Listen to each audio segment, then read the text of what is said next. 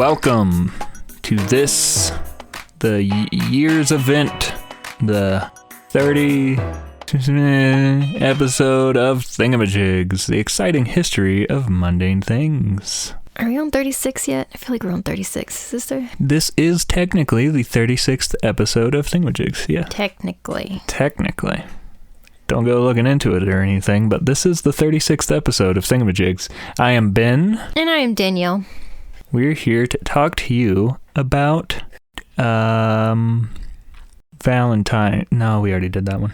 I was just going to wait and see what happened. You've never introduced the topic before, so we're talking about toilet paper. No. Toilet paper. I know it's been a long time, but that was we already did that one. A product made of pulp. You know what? We should do a pop quiz and see what you remember from all of the episodes. All right, hit me with some hard-hitting questions. Okay. See what you got. I guess let's start with toilet paper since that was the first one. Joseph C. Gayety. Did I get it? Actually, I was gonna do a question about Charmin. What was their first mascot? The Bears came much later. Did we talk about this? We did. Do you remember what it was named after? Like what the brand was a play on? It was a sexy lady. I wouldn't say sexy, but yes, it was a charming woman. A handsome gal. This is not the episode. We need to do this is a great idea for whenever I actually have something put together, but we cannot do this right now. Okay. So like I said, we're talking about toilet paper. No. Have you ever walked in to your grandmother's home? Yeah. And looked at the walls and said, this is what call them ancestors. This is what my ancestors saw and decided represented them, and then put it up on their walls. Both of my grandmothers lived in post-World War II homes that were basically built entirely out of plaster. So, no. You didn't... Wait. None of your grandparents' houses had wallpaper? No, they did not. Really? Yeah, those houses were built as quickly as possible. Both of my grandparents' homes was just covered in wallpaper. Well, that's because they're a bunch of draft-dodging hippies, apparently. No. My grandfather served in the army, and he hated it, but he did it. That's so weird. I can name, at least 2 wallpapers right now that I remember from my grandparents' house. Some of them are still there. Do you want to take a guess at which country invented wallpaper? Egypt. Ancient. No. Think about it. Think about what wallpaper is and tell me the most logical conclusion. I mean, it always reminds me of, Victorian homes, so I feel like the only thing I can associate with it is the Queen of England. England did not invent it, no. Well, that's all I got. If Queen Victoria herself did not invent wallpaper, then I'm lost. It was China, because China invented paper. They invented toilet paper, they invented wallpaper, they invented paper. If it was paper, they did it, and they put it everywhere, including their walls and their butts. Guess that checks out. So in 200 BC, they were painted sheets of rice paper, usually of birds or flowers. Landscape type scenes were very popular. Now, the Middle East was also getting in on this, but they upgraded the idea with better quality paper being made out of linen. The idea of wallpaper pretty much stayed in the Eastern world until the 12th century, when it started making its way west on the Silk Road with everything else that was wonderful. Its legs must have been tired. I'm sure someone's legs were tired. Probably the mule that had to carry all the silk. By the 1600s, it was pretty common in Western Europe. Before this, though, they used tapestries and leathers to decorate their walls. And they also worked well as insulators, but they were expensive, which of course meant that only the wealthy could afford it. Also, it's probably important to mention that they didn't really call it wallpaper. It was called wall hanging or tapestry paper. I don't love the idea of leather-lined walls. I think that would be really weird. I know some people like hang bearskins and stuff, so maybe it's closer to that, but I'm just imagining like a home with 4 walls covered ceiling to floor in like brown leather. I don't know where the couch is. Can't see the couch because it blends in with the walls. I think it'd probably look all right. And insulation factor, leather is very good for that. So I dig it. Now, that's not to say that wallpaper, when it was first introduced, was cheap. Like all new things, it was still expensive. I mean, expensive is one of those words that is relative. It was the less expensive option over woven tapestries. It was a great option for the upper middle class people that weren't poor, but also weren't working with like generational wealth. It was usually in sheets that were about 12 by 18 inches. That size would vary, though, because it was determined by the size of the frame and decal that was being used. The what? The decal? The what? You know, when I said decal, I kind of knew that this was going to happen. This is a thing that happens a lot, like décolletage. Oh, so the decal is the decal and décolletage. No. A decal is a wired section surrounded by a usually wooden frame, and they would dip it in a vat of fibers that were suspended in water. And the fibers would settle on the surface and create kind of like a mesh, and then it would be laid out to dry. Where does the décolletage come in? Well, usually men performed these tasks. So I guess at lunch when the décolletage brought some sandwich. All right. It was ye olden times, okay? They were sexist. Women made sandwiches and men... It's ladies doing the work because it was lady work, and their décolletage would be jiggling around while they're dipping that thing in. The decal. Yeah, while they're dipping the thing in the decal.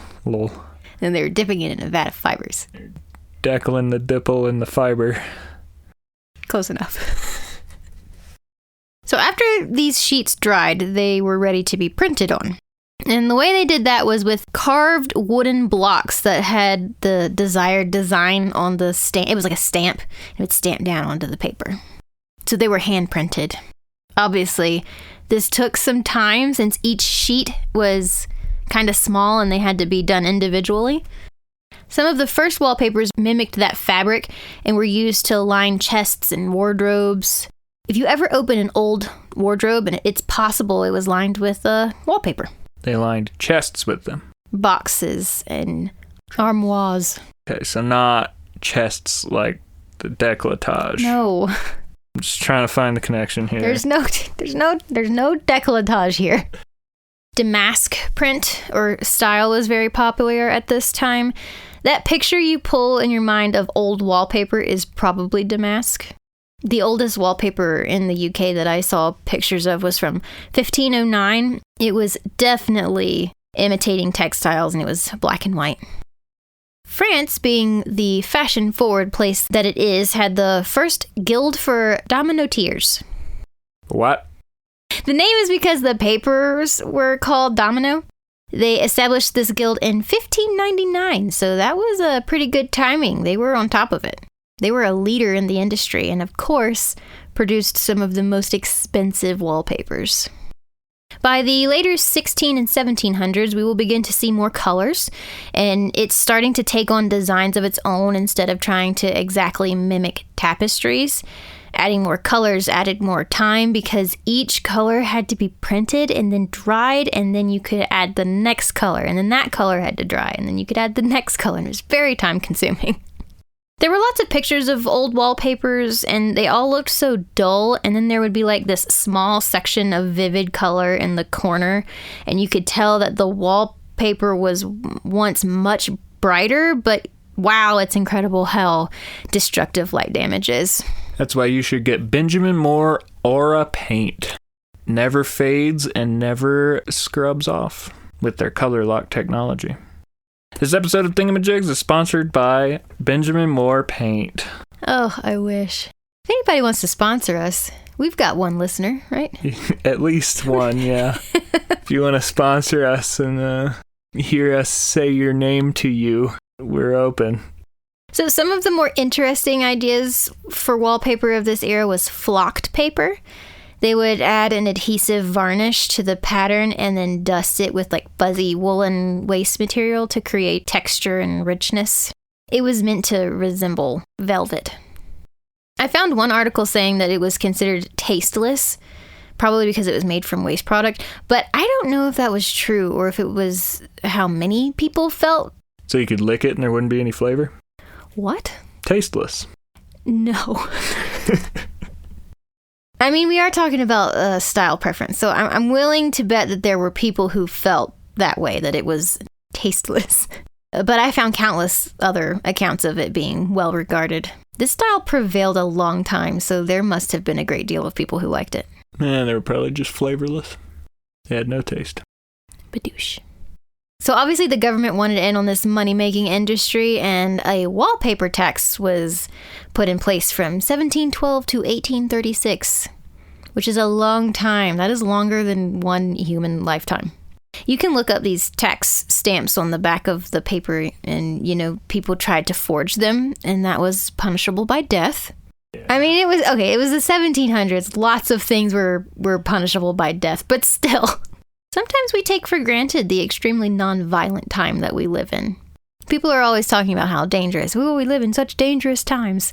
I don't completely disagree, but also, have you read a history book?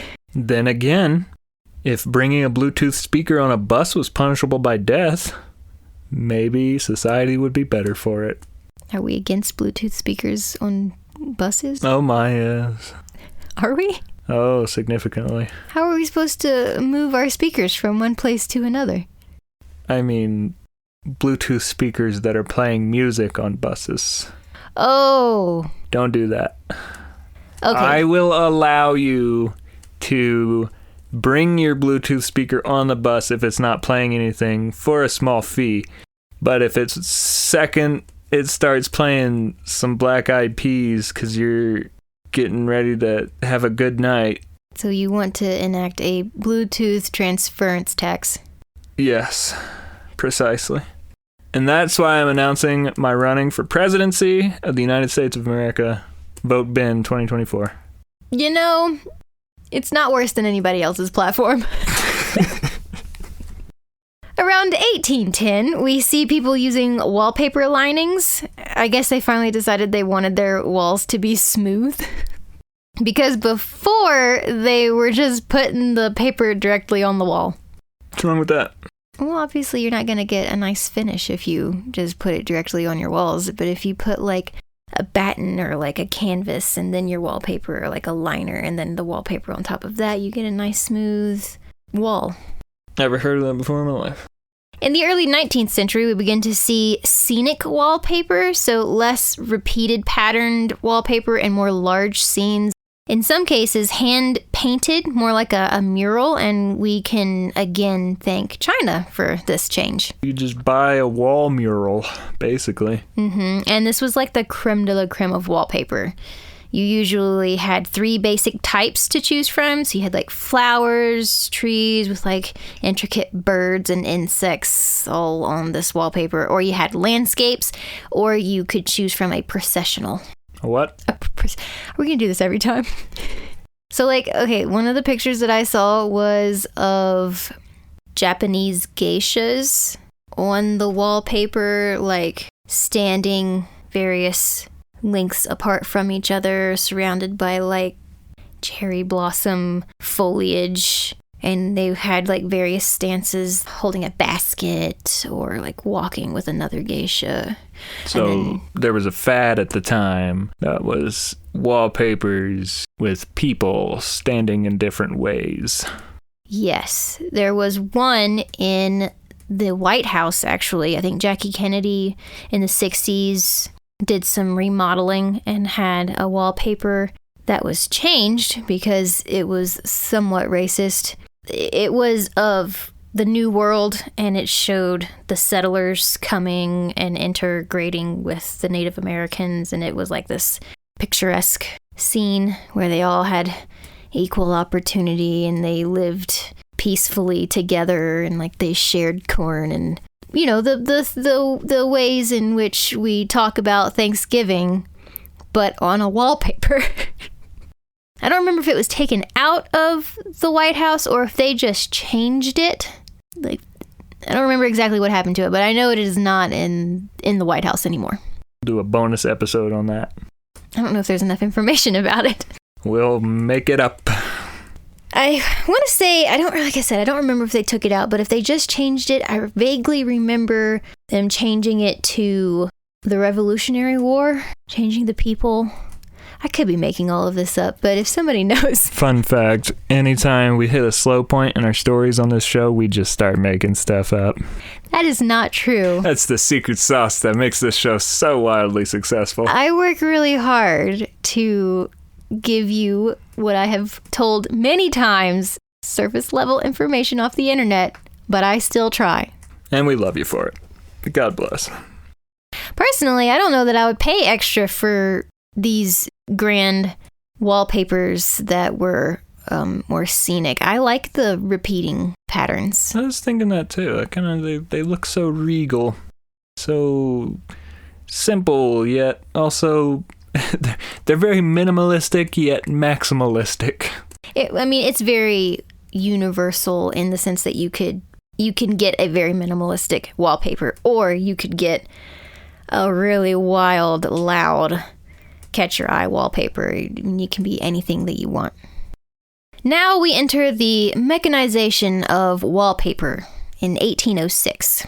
We see long sheets of wallpaper, no longer bound by these small rectangles that are pasted together. We have proper long sheets, and this really changes the class of people who are able to adorn their homes with decorative paper.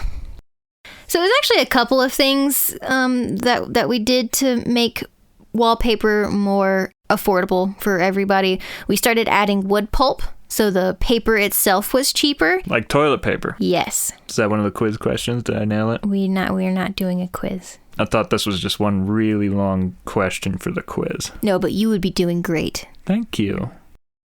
And the production was much faster, so we weren't spending as much time on little sheets of paper. We were getting faster at this. It took about 30 years for mass production to really be prevalent, and by that time the wallpaper tax had ended, so there were a lot of reasons why everyone and their mom had wallpaper in those old houses. We got cheaper material, we got faster at it, we stopped taxing the crap out of it. Recipe for widespread wallpaper homes. Everything's coming up wallpaper. Around the late-ish 19th century, we ran into some pretty serious health concerns with wallpaper.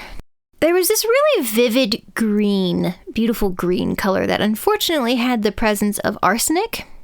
The arsenic was why the pigment was so vivid and beautiful, and it was linked with a lot of wallpapers. It wasn't just that green color from that time frame, but particularly green was dangerous. Fortunately for the wallpaper industry, and unfortunately for the public, it wasn't just green wallpaper that had this problem. It was lots of things. I guess it was in the colorant dye, because it was in like dresses and toys and various other products that had that vivid pigment. What's funny is the public didn't really care that much at first, because they were like, well, as long as we don't lick the walls, it's fine, right? That's what I'm thinking. In fact, no. Oh. It was not all right. It releases an airborne residue, a gas of sorts in damp conditions. And you know who had damp and poorly ventilated homes? The poor. Those idiots. It was a pretty bad combo for wallpaper becoming so affordable, and also a large number of people purchasing it who probably didn't have a big house or ventilated. Dr. William Hines spoke out in 1857 in a medical journal saying that a great deal of slow poisoning was taking place in Britain. But this opened the door for some fun advertisements for wallpaper. They would say arsenic free on the advertisement for it. How are the splinters? I know. Which is funny because you would just assume that the things that are out there for the public to buy are already poison-free, but I suppose that's too much to ask for. You know, things never change. I wonder what things we're touching or consuming that have something horrible that our grandchildren will be just appalled at, that the thought of it ever being in our everyday lives. Phthalates. I thought that. Yeah, I thought of that. Oh man, that is probably a huge thing that our grandchildren will pick on us for. Yeah, all the microplastics that are just hanging around. Like, wasn't gas leaded, and so we had a whole generation of violent people who were... It's debated about how the effects actually presented themselves because of leaded fuel, but it was definitely not good. Lots of lead poisoning going on. And that wasn't even that long ago, right? That was our parents' generation. Wasn't it like the 50s? It was widely adopted in the 70s and wasn't technically prohibited until 1996. Oh, just in time for me to be born. I'm glad I missed out on that. Did you ever read The Yellow Wallpaper? No. Where was this wallpaper? No, like it's a book. Well, it's a novella.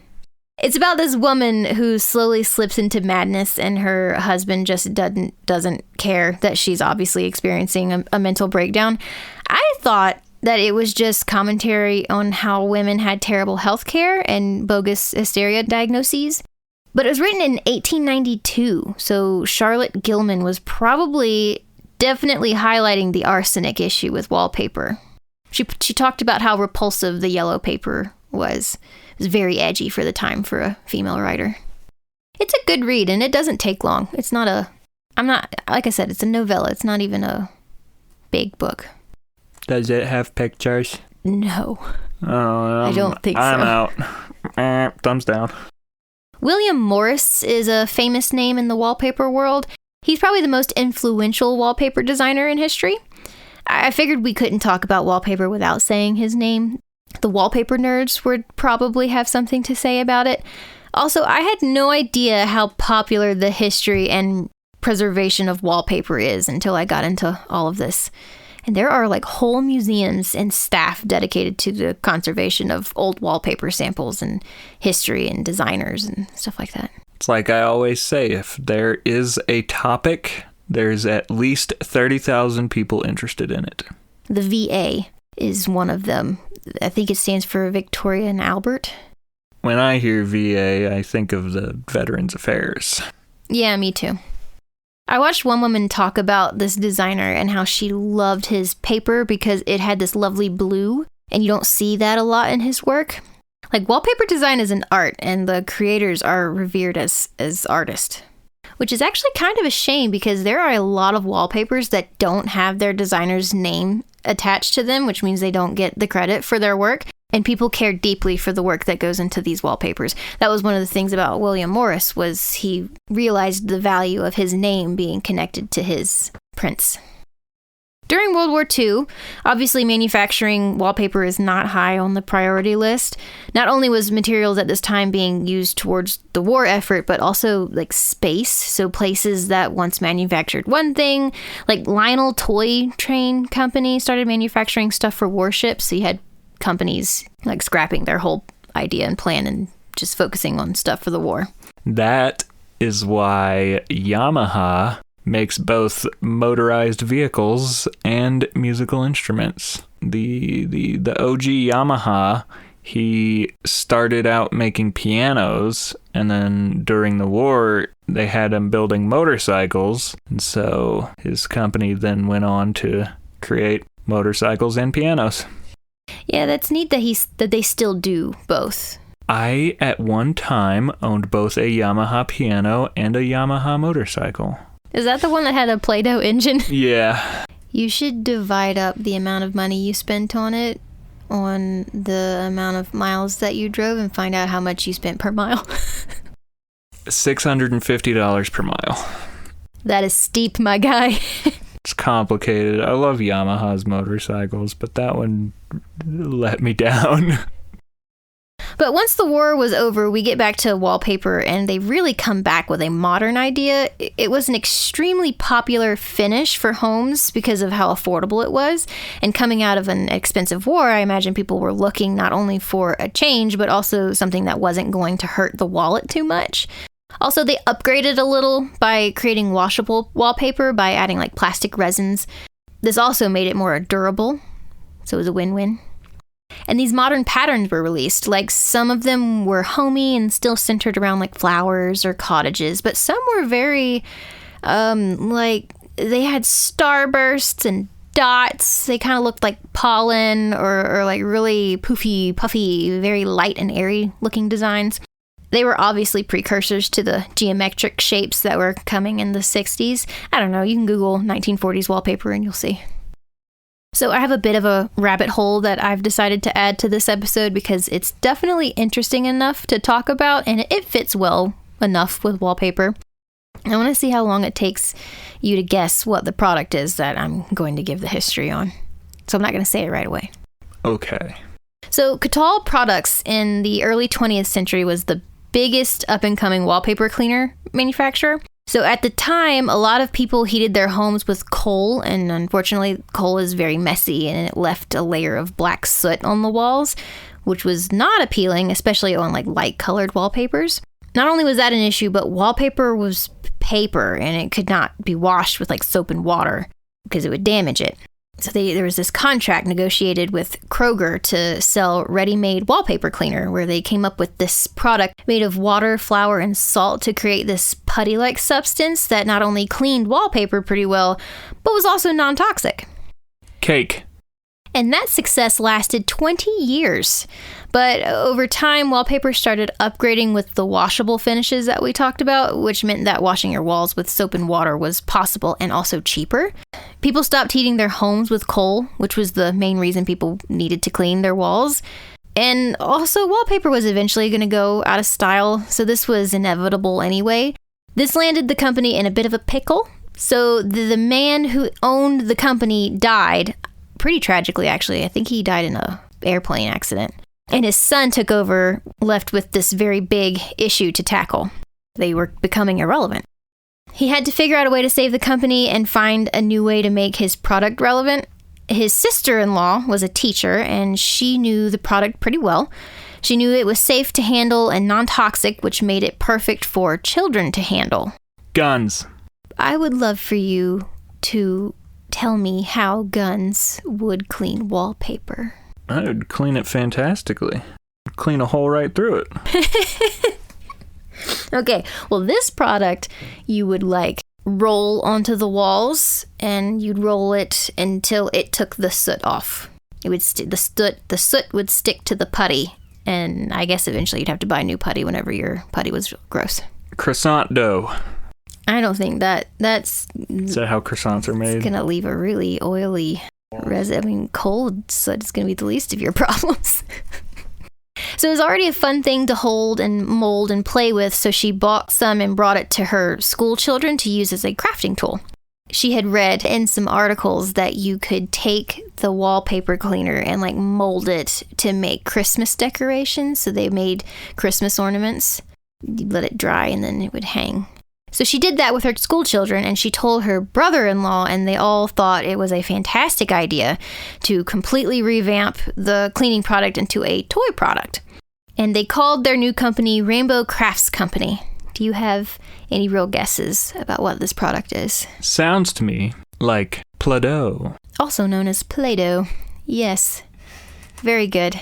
In France, we call it Play-Doh. When it was first launched as a cleaning product, it was just white. But when they switched over into a toy or modeling clay, they introduced fun colors. I believe the first 3 colors were red, yellow, and blue, and they did that obviously on purpose so that the children could like mix Play-Doh and make other colors.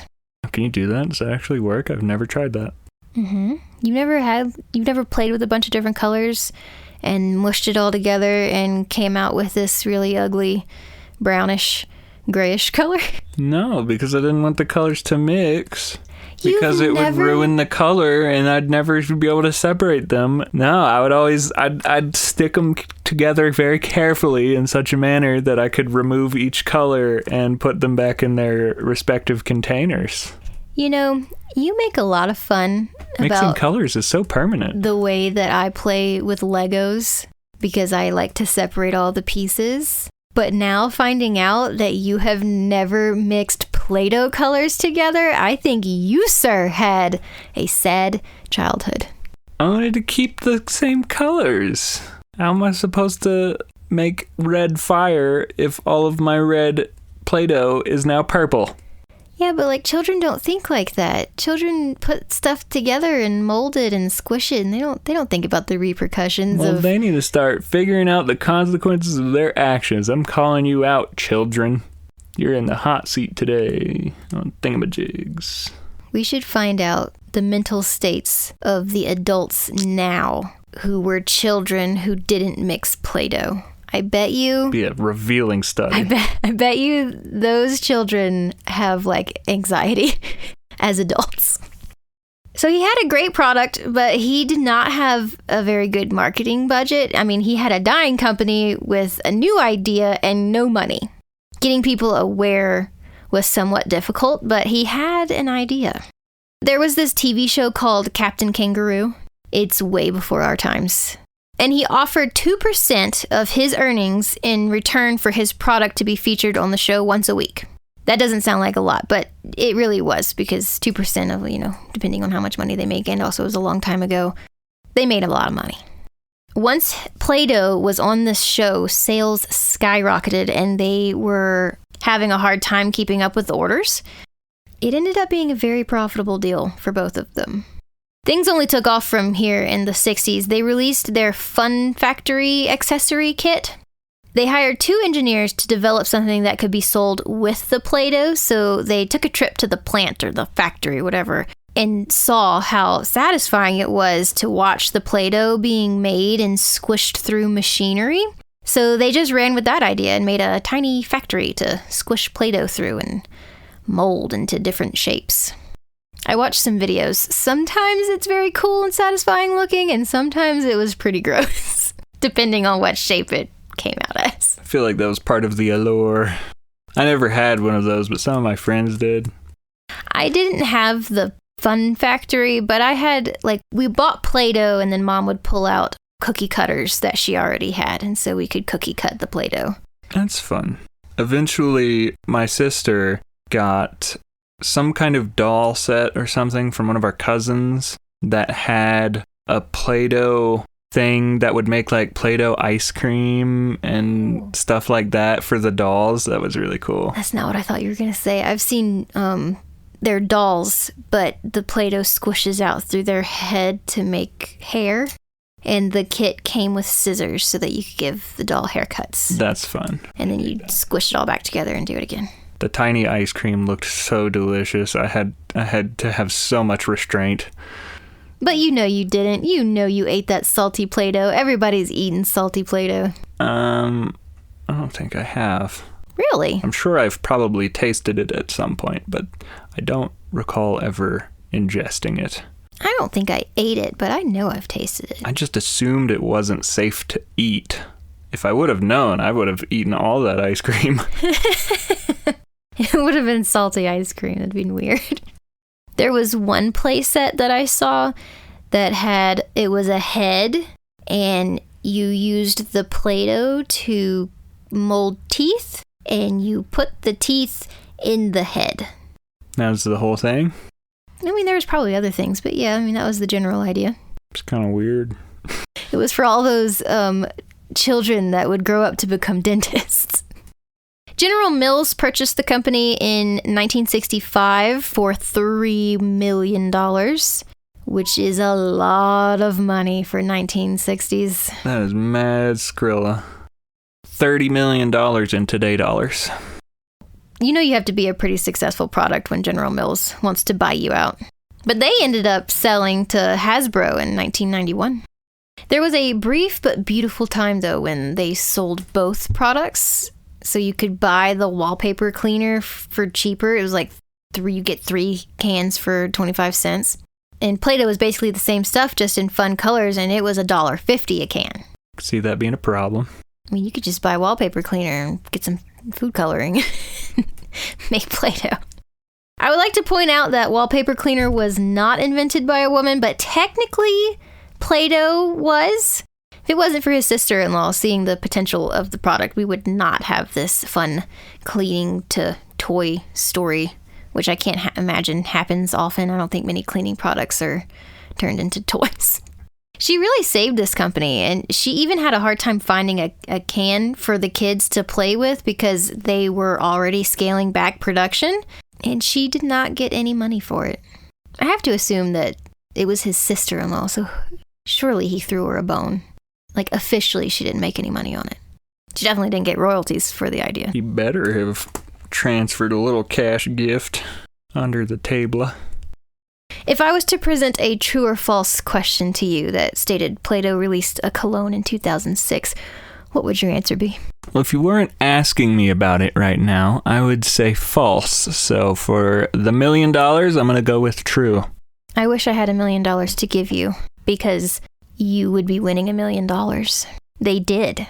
And I'm told it smelled like almonds, vanilla, and childhood. Gross.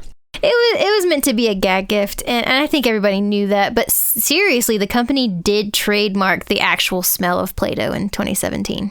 They got the trademark in 2018. I like almonds and vanilla, but my childhood smelled like dirt and farts. Why did your childhood smell like... Okay, I can understand the dirt. Why did your childhood smell like farts? 'Cause it was 3 to 4 boys sharing one bedroom. That's a lot of boys to room ratio. I'm a firm believer that there should never be any more than 2 boys in one room. Ever? Ever. Schools are gonna have a hard time. So that smell is trademarked in case you were gonna try to do something with it. You can't. They have sold more than 3 billion cans of the stuff since manufacturing began. It's a lot of Play-Doh. Did you remember that we were talking about wallpaper? What paper? It's incredible how long wallpaper was popular. I just missed the era of time when wallpaper was in every home. Like, I was born in a house with lots of wallpaper, but I was still too little to remember, so I feel like it doesn't count.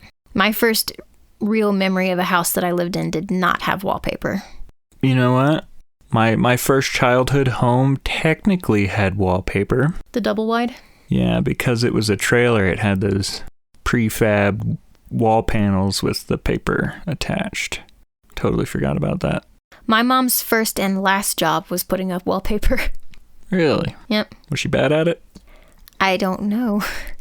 That shows you how long she has lived a privileged housewife life. Not that being a mom is not a job of itself, but we live in a time where it's nearly impossible to afford life on just one income, and my mom has not had a job since putting up wallpaper. I'm jealous. Me too. So I have some fun facts. More fun than Play-Doh? Probably not. More interesting than Play-Doh. Whoa. There is a communications firm in London that wallpapered an elevator with 1,325 Jaffa Cake flavored stickers. What's a Jabba cake? It's like a chocolate dripped orange flavored sponge cake. And why did they do this? So they said that they took inspiration from the glass elevator from Charlie and the Chocolate Factory. And they thought it would help relieve their office workers' stress on their rides. And yes, they do get licked. They say they replace them after they get licked, but I don't like it. I would not lick them. When was this? Is this still active? I don't know. I think so, but you can find out. Must have been a tough time in the COVID era. Can't imagine. Bubble wrap was made to be used as a fun 3D wallpaper. It did not catch on. How awesome that would have been, though. Get bored, just start popping the wallpaper. That was actually sent in by a listener, this fact right here, and this is why we're talking about wallpaper. So thank you for sending this to me. You can buy scratch and sniff wallpaper. John Sherman's flavor paper comes in a variety of smells and some really, really interesting designs. Wonder how long it would last. I don't know. You have to, like, pick one thing to scratch and sniff, and then when that one wears out, you move on to the next one. But if you want expensive, unique wallpaper, that is the place to go, I guess. I'd rather the lickable paper. I don't want anyone licking my walls. I want everyone licking my walls. The most expensive wallpaper is The Wars of Independence, and it is a collection of 32 sheets that spans 50 feet, and it costs $79,000. And no, it cannot be sold separately. Why? I don't know. Who has anyone bought it? Oh, I'm sure, but... Is it scratch and sniff? I don't know. That was not listed in the specs of this wallpaper. You can smell the gunpowder. Well, that's our time. Gonna go ahead and wrap this one up in a nice repeating floral pattern of paper. Thank you so much for listening to this episode of Thingamajigs and another exciting history of a mundane thing. Don't forget to grab a goose. And don't lick wallpaper, because it might have arsenic. But it might also taste like Jaffa cakes. It'll be a fun game you can play. Wallpaper roulette. Was that arsenic or was that cake? Thanks for listening. Nah.